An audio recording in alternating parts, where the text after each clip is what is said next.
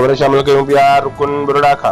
ॻोठ सालियाबाद में मरहूम रईस अज़ीज़ खान थईम जी यादि में क्रिकेट टूर्नामेंट जो फाइनल सांगल जी टीम फ्री 11 ऐं शहदादपुर जी टीम वसीम 11 विच में थियो, जंहिंमें पहिरियां बैटिंग कंदे सांगल जी टीम फ्री 11 मुक़ररु ओवरनि में 5 रांदीगरनि जे नुक़सान ते 53 रन्सनि जो टारगेट शहदादपुर वसीम 11 खे ॾिनो।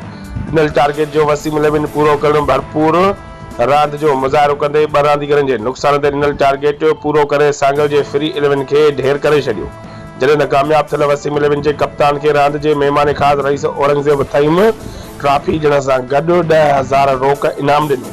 जॾहिं त हारायल फ्री 11 खे 5,000 रोक इनाम ॾिनो। महिमान ख़ासि रईस औरंगज़ेब थईम ॻाल्हाईंदे चयो त रांदियूं हिकु सिहतमंद मुआशरे जी निशानी आहिनि। मुंहिंजे वालिद अज़ीज़ खान थईम जी यादि में रांदि कराईंदड़नि जो पिणु थोराइतो आहियां। टूर्नामेंट जे organizer committee Saddam Bugio, DD Hakim Chand, Ramzan Thaim, Seth Diwan Kumar ऐं ॿियनि खे पिणु रईस औरंगज़ेब थईम कैश इनाम ॾिना। रिपोर्ट कराए जान मोहम्मद अबड़ो, बे न्यूज़ रुकन बुरड़ा।